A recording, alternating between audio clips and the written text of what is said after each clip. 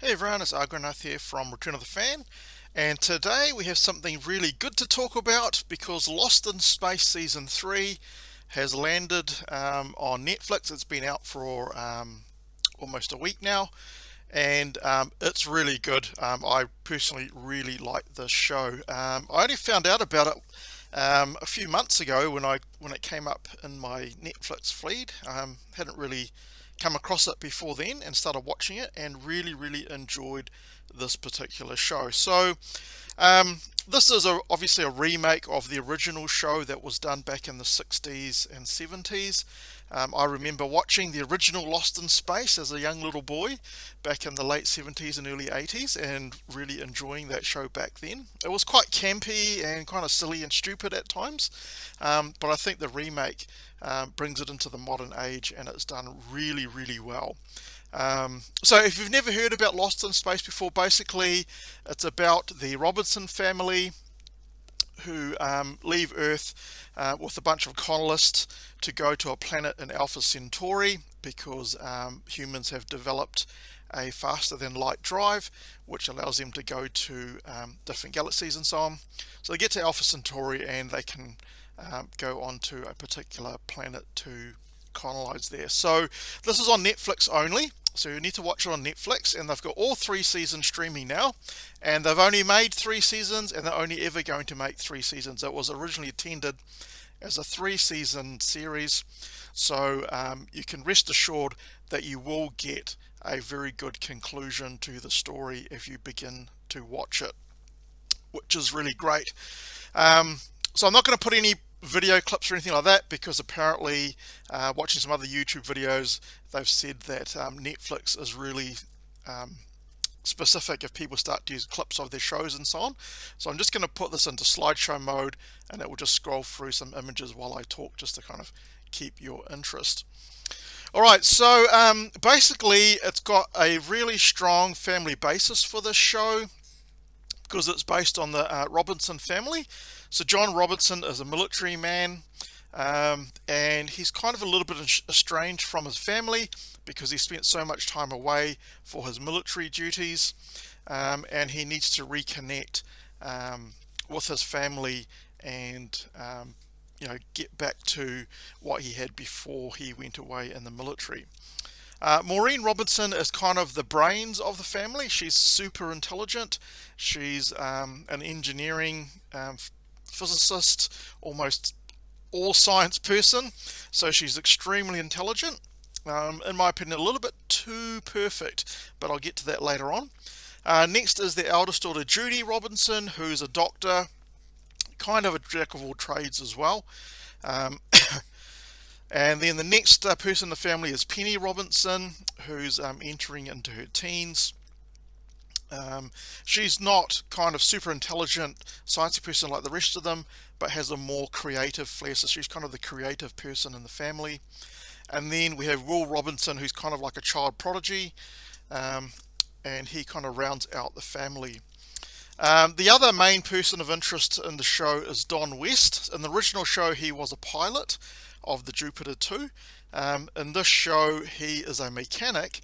He wasn't originally part of the Jupiter 2 crew, but he ends up joining the Robinson family due to circumstances and so on. And he's played really well by the actor that portrays him. I really like the Don West character. And then finally, the other major character in the show is Dr. Smith. So in the original character, Dr. Smith was really annoying, played by a man. In the new series, he's been gender swapped to a female, but it doesn't really hurt the character at all. The actress Parker Posey really portrays Dr. Smith well, in my opinion, and the new Dr. Smith is just as annoying as the old Dr. Smith. So some people really hate the Dr. Smith character in the new show. I really enjoyed the Dr. Smith character, and I believe it fits in with the original series as well. The characterizations are really good in this show. They've had 3 seasons to really build up the characters and so on. The only thing that, in terms of the characters, I think Maureen and Judy are just a bit too strong. They don't seem to have any weaknesses or anything. like some of the other characters in the show. But other than that, I thought they did really well. I thought the cast was spot on. The acting was really good from all the characters as well, which is really excellent. And there's a natural diversity in the show, so it's not just the Robinson family. Because they're part of a huge colony ship which is going to Alpha Centauri, there's other families and other characters that you meet along the show, so there's a lot of extras in the show as well. It's not just the Robinson family only, which is quite good as well.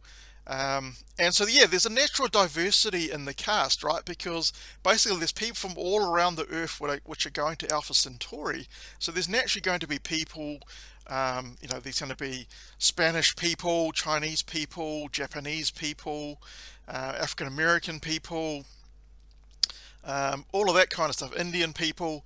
So there's a natural diversity in the show, but they don't mention anything about this about diversity at all in this particular show. Not like a lot of the other current day science fiction shows, which try to put diversity in the shows, and they keep referring to the diversity all the way throughout the show, which just turns people off. There's nothing like that in this particular show. All those shows which is all about the message, diversity, inclusion, racism, all of that kind of stuff. This show is completely free from all of that, so we can happily go in and just enjoy the show for what it is, and not have to worry about any kind of modern day sensibilities coming into the show, anything like that. If anything, the whole heart of the show is about family. It's all about family, bringing your family together, families making sacrifices for each other, the parents making sacrifices for the kids making sacrifices for the parents. So it's got a really good messaging. There's no swearing or anything like that in this particular show. It's made for the whole family. It's a family show that you can enjoy with your whole family, and I highly recommend it to you, maybe over the Christmas break if you have the time to sit down with your family and watch this particular show. It's got some really good messaging in there about it. Now, the writing for this show, it's good. It's not the best ever.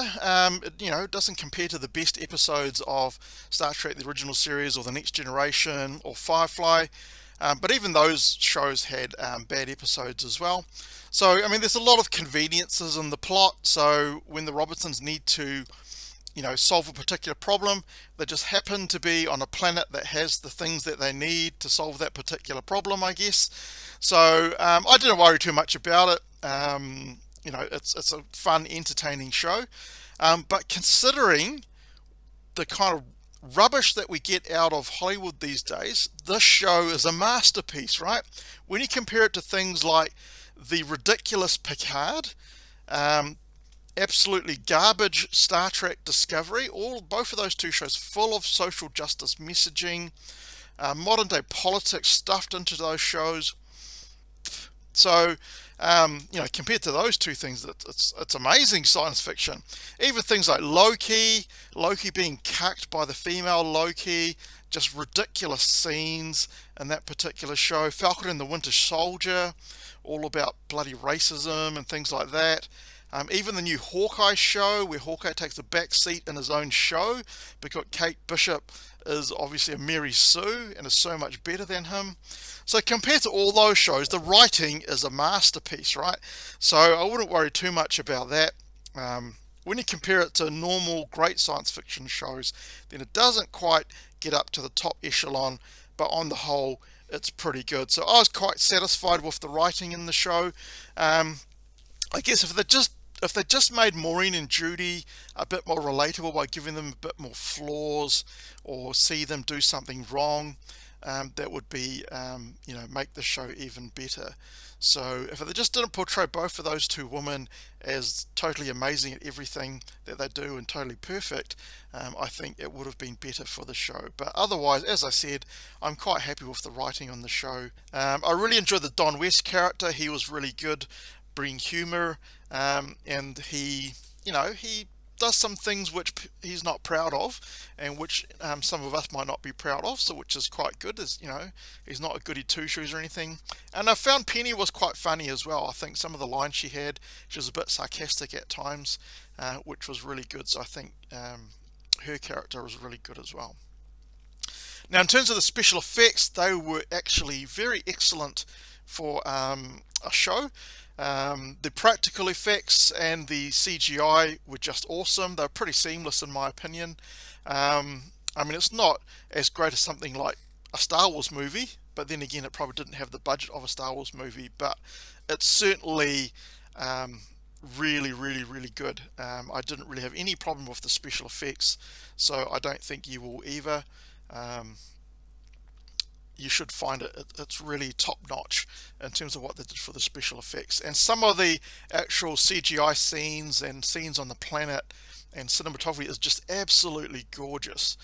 Really great to look at, and really, really excellent. So I don't think you'll be just disappointed with the special effects and CGI. Sure, there might be certain places where it doesn't quite stand up, but on the whole, it's really, really good. So in conclusion, I really, really enjoyed the show.